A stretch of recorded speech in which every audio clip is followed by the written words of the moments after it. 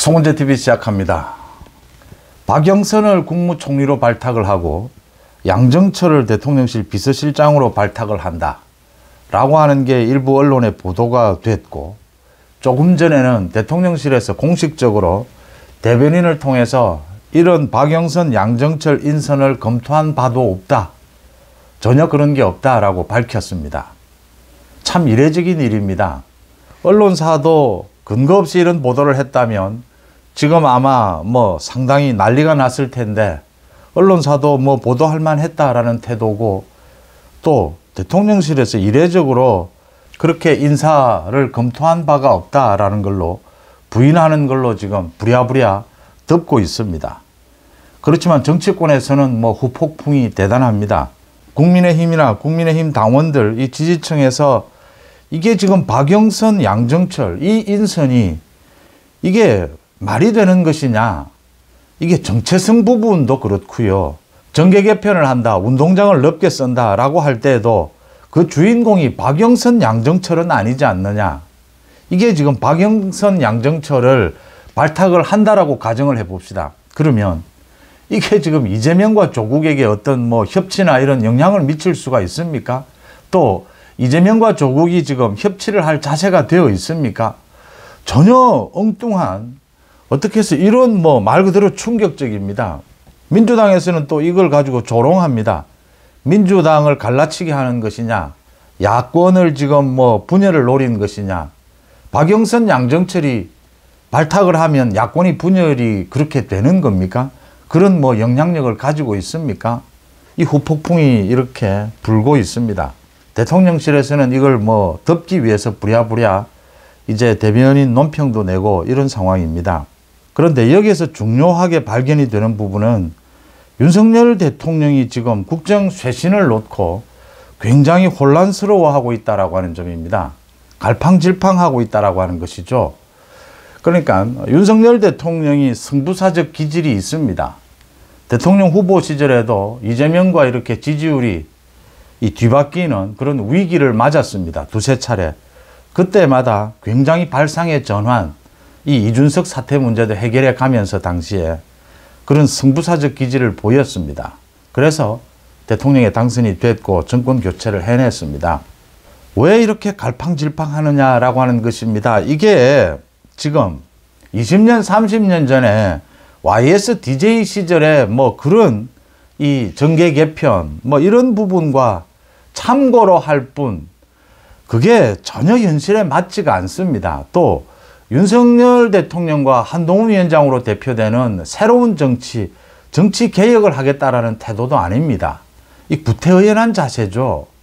왜 이런 일을 벌이느냐 하는 겁니다.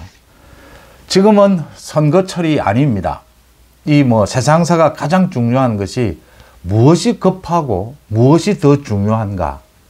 급하고 중요한 것, 그렇지 않은 것, 이 순번을 매기는 것이 세상 일에 또 국정에 가장 중요한 것이라고 봅니다. 선거가 아니기 때문에 선거 때는 제가 그렇게 급하고 그렇게 중요한 것이 아니라면 윤석열 정부에 대한 비판, 한동훈, 국민의힘에 대한 비판을 자제했습니다. 지금은 선거를 이제 지났습니다. 지금은 이제 좀 안 되는 것은 안 된다, 문제가 있는 건 문제가 있다, 지적을 하지 않을 수가 없습니다. 지금 윤석열 대통령이 이렇게 흔들릴 일입니까? 지금 당정대 전체 쇄신도 해야 하고 인적 쇄신, 새로운 얼굴로 국민들 앞에 이 윤석열 대통령이 앞으로 3년 동안 어떻게 국정을 이끌어 가겠다, 변화를 시키겠다라는 걸 보여줘야 합니다.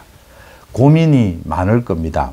고민이 많을수록 원칙으로 돌아가야 합니다. 원칙은 이 합리와 상식입니다.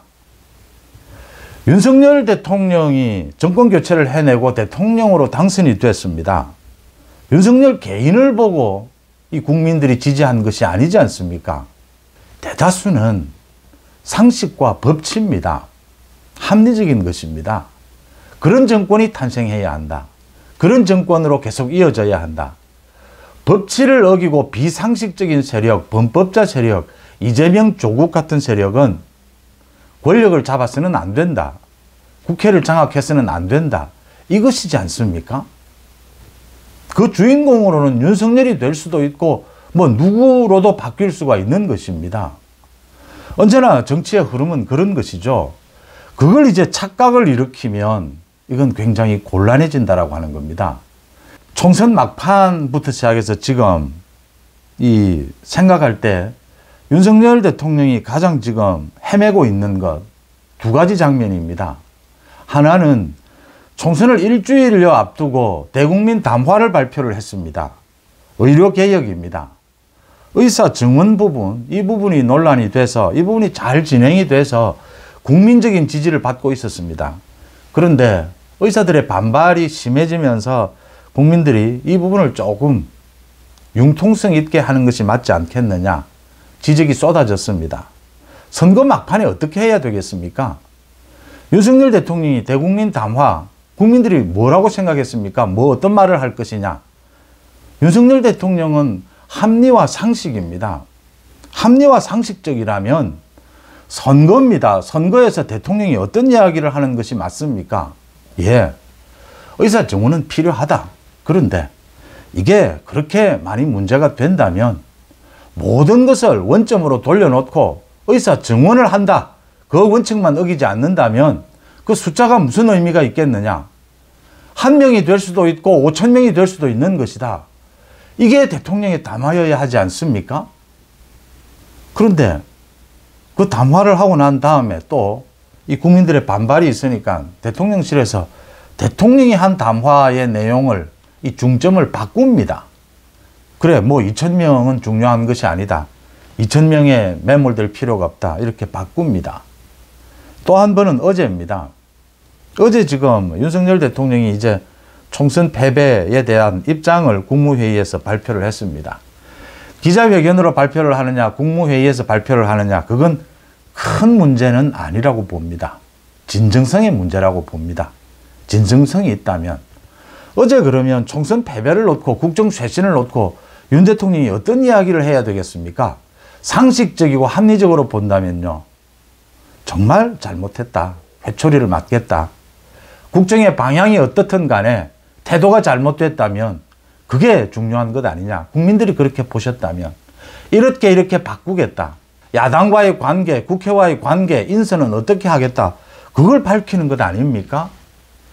협치하고 싶다고 해서 야당과 협치가 가능합니까? 지금 이재명과 조국이 협조해 주겠습니까? 지금 국민들이 바라는 건 이재명과 조국이 협치를 할 것이다 라는 게 아니고 윤석열 대통령이 정부가 먼저 국회에 대해서 협치를 할 자세가 되어 있다면 윤석열 정부는 언제든지 하겠다. 그 각오를 보여주는 것이지 않습니까? 인선도 마찬가지죠. 그러니까 상식적이고 합리적인 이런 사람들로 지금 투톱이라고 불리는 국무총리나 비서실장을 이제 인선을 하겠다. 이런 것을 보여주는 것이지 않습니까?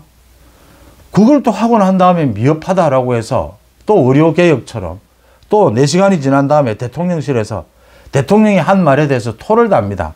그게 아니고 정말 뭐 회초리를 맞겠다는 사과의 의미였다. 왜 이렇게 자꾸 혼선이 빚어집니까? 이게 대통령실에서 흘러나오지 않고서 TV조선이나 일부 언론에서 전혀 거론도 되지 않고 있던 박영선, 양정철 이야기가 나올 수는 없죠.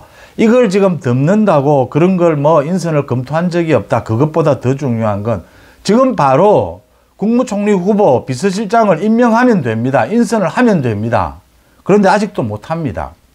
오늘도 지금 윤석열 대통령이 공식적인 지금 일정 없이 장고를 거듭하고 있다라고 합니다. 이게 뭐 장고하다가 악순한다 이런 말도 있고요.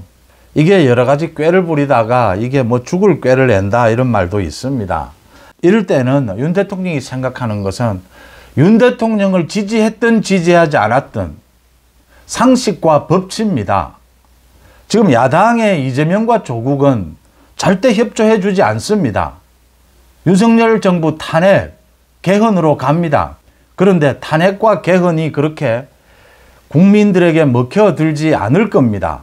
윤석열 대통령이 두려워할 이유가 없습니다. 아직도 법치와 상식을 믿는 많은 국민들이 윤석열 정부를 지지하고 있습니다. 윤 대통령을 지지하고 있습니다. 윤 대통령이 개인적으로 좋든 싫든 이 법치와 상식이라는 이름 아래서 윤석열 정부를 지지하고 있습니다. 뭐가 그렇게 흔들리고 두려울 일이 있습니까? 좀 더 구체적으로요.